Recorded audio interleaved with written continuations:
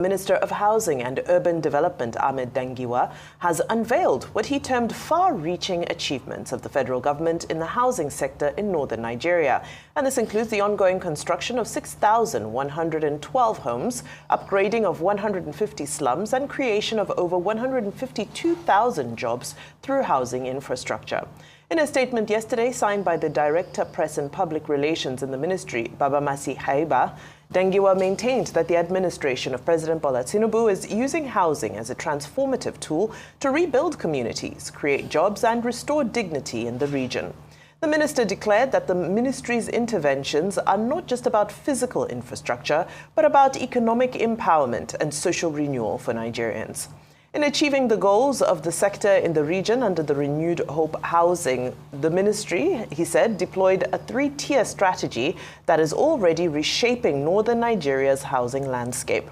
Dangiwa listed the Renewed Hope City projects totaling 4,612 units, with Kasana in the Federal Capital Territory having 3,112 housing units and 1,500 units in the Renewed Hope City, as well as a 500-unit estate in Kano.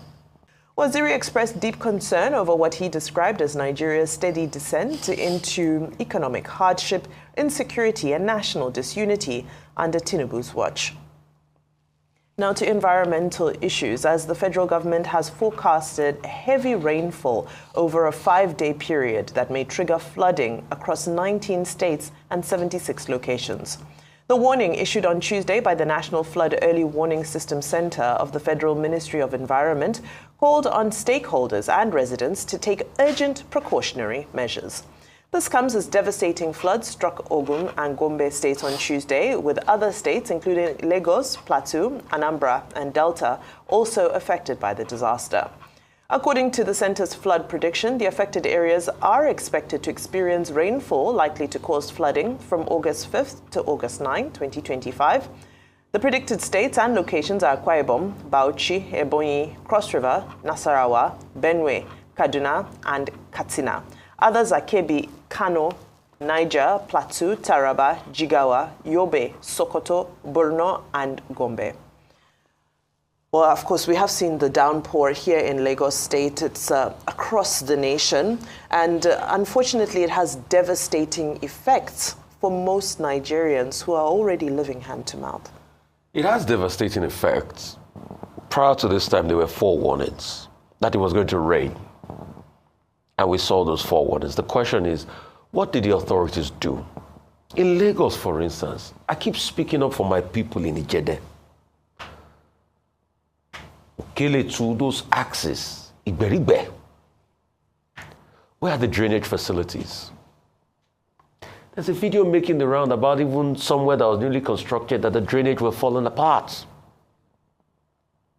So the question we should ask is, yes, Commissioner Tokubo, you're doing your very best, which we acknowledge sometimes, but we also will say you can do a lot more. Where are the drainages? We can blame people all we want that, oh, their malfeasance is also a problem and their activities, environmental activities, like throwing dirt in the drainage ways and things like that. But where's the drainage system? Where's the city planning? Even in the eyebrow urban areas, where are the planners? So we need a holistic review of the environment. I'll give you an instance. Around Kayode Abrahams, for a couple of weeks, they said they blocked a particular channel.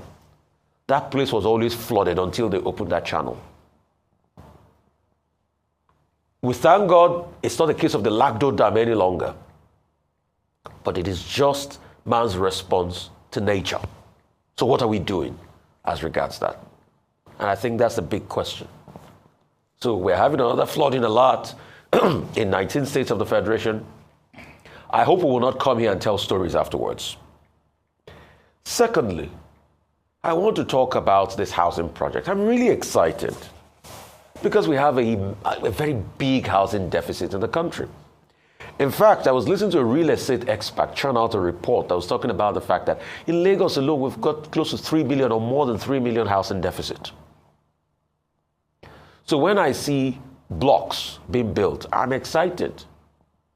And in fact, that real estate report was talking about that you need over 200,000 units in Lagos, but we build less than 100,000 units, even with all the things the developers are doing.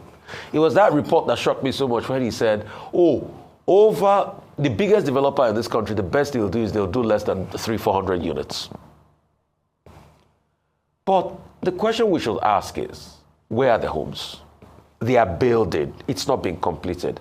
I don't believe in celebrating things that have not been completed. They are building aspiration. They are doing it. Has it been completed? Because when I saw the Kasani there, I know that's not been completed yet. Because this was part of the residents they pledged to the girls that did well. And the 150,000 jobs, where are the empirical facts to the jobs? Where were these jobs created in the north? Who were the beneficiaries of these jobs? Were they direct or indirect jobs? I don't just like when it comes to data, when people just give postulations. In God I trust. Every other thing is data and empirical proof. So I want to see a peer review on the job numbers. And that's why I have constantly called for NBS, Nigeria Bureau of Statistics, to release monthly job numbers so we even know how much we're creating. This could be exit data from companies. How many are they employing? And probably we can even look for a methodology to aggregate creation in the informal sector, which is a very naughty part. So, in as much as I'm happy, I want to see the data. I don't just want it to be political narrative and political posturing. Where is the data of the 150,000 jobs created? Where are the beneficiaries? Where's the breakdown of the data sets for all of this work we're doing? So we have empirical facts. Thirdly, this back and forth of political parties, of what I call Bensism politics. And it goes back to the journal or the book written in the yesteryears of Nigeria, about the 80s, where they're talking about my Benz is better than yours, or the saying in the 80s where my Benz is bigger than yours. And that's why I call it Bensism politics. I'll do this, I'll do that. Sometimes I just laugh at both the APC and the ADC folks. Check both parties. They were Nigerian politicians when Nigeria went decrepit over the years. What did they do to save the country? APC in 2015 told us PDP was the worst thing ever. President Buhari came in, he tanked the economy. President Tinubu, the economy is doing badly under him. Some people will give you statistics and say, okay, the economy is rebounding. We have 40 trillion in reserve. We have $40 billion in reserve. We have this, we have that. We've been able to stabilize the exchange rate and everything. At what cost to the people?